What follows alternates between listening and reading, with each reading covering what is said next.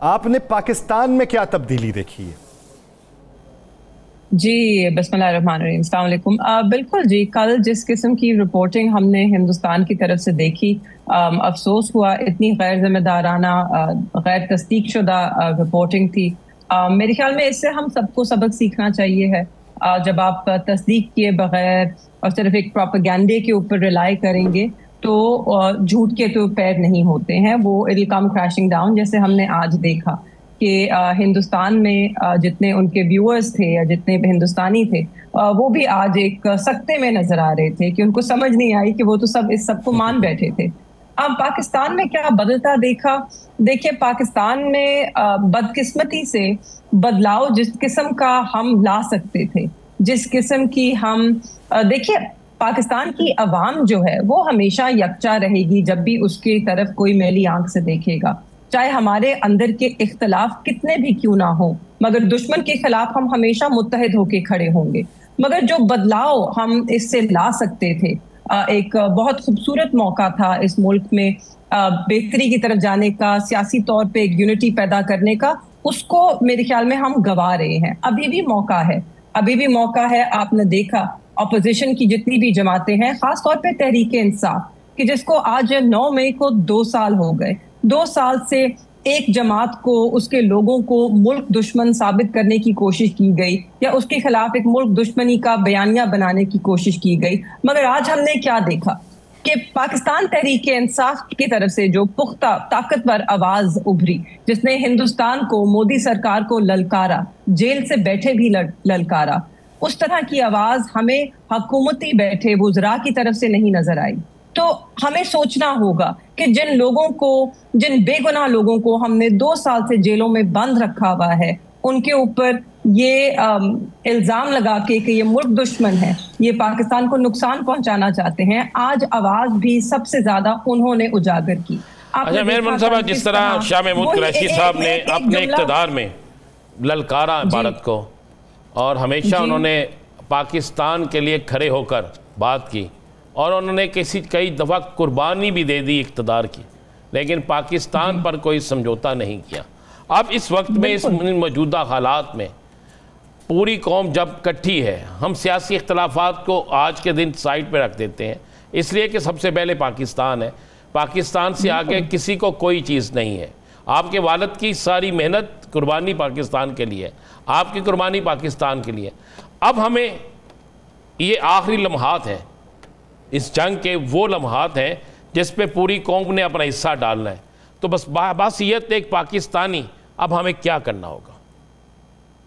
کہ دیکھیے، میں یہی ایک بات مکمل کر رہی تھی، آپ نے بالکل درست فرمایا۔ نہ صرف میرے والد نے، آپ کو یاد ہوگا کہ وزیر اعظم عمران خان نے تب پارلیمنٹ میں کھڑے ہو کے اور یونائٹڈ نیشنز میں کھڑے ہو کے کس طرح ایک للکارا تھا ہندوستان کو، اور کس طرح ایک کلیئرٹی کے ساتھ میسج دیا تھا۔ آج ہمیں وہ کلیئرٹی کی ضرورت تھی، آج بھی ضرورت ہے، ہمیں ان آوازوں کی ضرورت ہے، ہمیں ایسے وزیر خارجہ کی ضرورت ہے جو کہ اپنا کام جانتا ہو، ہمیں ایسے وزیر دفاع کی ضرورت ہے جو کہ سیلف انڈائٹنگ سٹیٹمنٹس نہ دے ٹیلی ویژن پہ، کہ جس کو پھر ہمارے جو سفارتکار ہیں انہوں نے بہت عمدہ طریقے سے ہینڈل کیا، ڈاکٹر فیصل ہو یا واشنگٹن میں ہمارے ایمبیسڈر ہو، ان کا ہاتھ ہماری حکومت مضبوط کر سکتی تھی بیانیے کو اور مضبوط کر کے۔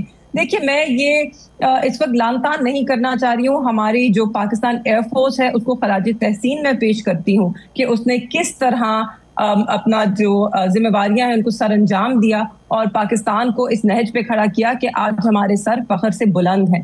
میرے خیال میں اس میں ہمیں بہت سی جو ہمیں سکسیس ملی ہے، جو کامیابی ملی ہے، جو JF-17 تھنڈرز ہیں جو انہوں نے کامیابی دکھائی ہے، اس سب پہ تو ہم سب کو فخر ہے۔ مگر یاد رہے کہ یہ 2019 میں یہ وہی JF-17 تھنڈرز ہیں جن کو 3 سالوں کے اندر میں جب خان صاحب نے دیکھا، اور تب ان کے جو PF چیف تھے، یہ عمر ایوب صاحب نے آج اس کو ٹویٹر پہ بھی لکھا ہے، انہوں نے تب ایک ڈیسیجن لی کلیئرٹی کے ساتھ اور ایک ویژن کے ساتھ کہ ہمیں اس کی ضرورت ہے، اس کو انڈکٹ کیا گیا، پائلٹس کو ٹرین کیا گیا، اور 3 سال کے اندر یہ ہمارے जो फ्लीट है उसका हिस्सा थे, और आज देखा कि उसका कितना फायदा हुआ है। This is the kind of leadership जिसकी हमें जरूरत है, ना कि ऐसी लीडरशिप जो कि मुश्किल वक्तों में आपको घबराई हुई या बुखलाई हुई नजर आई। ये बताइए कि इस वक्त ये जो आपने बात की और माजी का हवाला दिया कि हमारा एग्रीमेंट किया हुआ, J10C की भी बड़ी बातें चल रही हैं, J10C वर्सेस राफेल की बातें चल रही हैं। अब आप ये देखिए कि कोई भी सनद जो है वो ग्रो करती है तो अपने बायर्स के फीडबैक से ग्रो करती है, और वही फीडबैक जो है वो आलमी मार्केट में फिर उसको पनपने और फलने फूलने का मौका फराहम करता है। अब प्रोडक्शन उनकी थी, बायर्स हम थे, हमने दिया फीडबैक उनको इस्तेमाल करके। उस फीडबैक का फ़ायदा उन्हें क्या होगा? यूरोपियन कंट्रीज़, मिस्र, आज़रबाईजान या दीगर ममालिक जो हैं वो उसकी दिलचस्पी ख़रीदारी में थी राफेल की, अब वो तज़ब्ज़ुब का शिकार हो गए हैं। तो ये हमारी मज़ीद बॉन्डिंग को किस हद तक मजबूत करेगा? देखिए, एक पाकिस्तान पाक चीन जो दोस्ती है या जो इन दोनों ममालिक के बीच में रिश्ता है वो तो बहुत मजबूत है। आपने देख लिया आज उसका, आपने एग्जाम्पल उसका देख लिया। उसको तो हम कभी डिस्काउंट नहीं कर सकते। वो हमारे लिए एक बहुत इम्पोर्टेंट, बहुत ही मुश्किल वक्तों में खड़े होने वाला मुल्क है, साथी है। तो of course that's a relationship that's long lasting. मगर हमें इस पर देखना होगा कि हम क्या कर सकते हैं अपने बयानिए को मजबूत करने के लिए। देखिए, इस वक्त पाकिस्तान के पास एक अपर हैंड है, जो नैरेटिव है वो हमारे फेवर में है। बदकिस्मती से हमें हमारी जो हुकूमत है, हमारे जो गुजरा है कि जिनके कंधों पे ये बोझ आता है कि जिनको चुनतखब किया गया, ये अवाम के मुंतखब करदा नुमाइंदे नहीं है, ये वो लोग हैं जिन्हें सेलेक्ट करके इन जगहों पे बिठाया गया। आज देखना चाहिए है कि इनकी क्या परफॉर्मेंस है। क्या हमने गलती नहीं की 8 फरवरी 2024 को? हमें ये सोचना होगा कि जब अवाम के मुंतखब करदा नुमाइंदे इन ओहदों पर बैठते हैं, फायज होते हैं, तो आपको इमरान खान और शाह महमूद जैसे लोग नजर आते हैं। आपको ऐसी आवाजें मिलती हैं जो अक़वामी मुत्तहिदा में भी खड़े होकर पाकिस्तान का मुकदमा लड़ते हैं और हिंदुस्तान को लड़काते हैं। और आज आपको ऐसी आवाजें तब भी मिलती हैं कि जब आपने 2 साल से उनके साथ जुल्म किया और उनको जेलों में बंद रखा, वो आज भी अपने मुल्क के लिए बोल रहे हैं, आज भी अपने मुल्क के लिए आवाज उठा रहे हैं। चाहते हैं कि एक आवाज़ जाए। खान साहब ने जेल से ट्वीट किया, और ये भी एक अच्छी रवायत है, और बल्कि बहुत अच्छी रवायत है कि उन्होंने इस पाकिस्तान की खातिर सब चीज़ों को बुलाया। तो हम इसलिए तमाम सियासी जमातों से कहते हैं कि इस मामले पे हम अगले प्रोग्रामों में खुल के बात किया करेंगे, सब कुछ होगा, लेकिन इस वक्त सारी कौम को एक यकजा होने की ज़रूरत है। अल्हम्दुलिल्लाह कौम यकजा भी है। अच्छा, ये तो बता दें, मुल्तान में कोई समंदर है? नहीं जी, कल तो हमें पता चला इंडियन चैनल से कि वहाँ पे एक समंदर भी है। जी, और रात को इधर कराची पोर्ट जो है वो फतह भी हो चुका था। हालांकि वहाँ पे बाहर कैफेज के बाहर लोग बैठे चाय पी रहे थे, रोटियां खा रहे थे।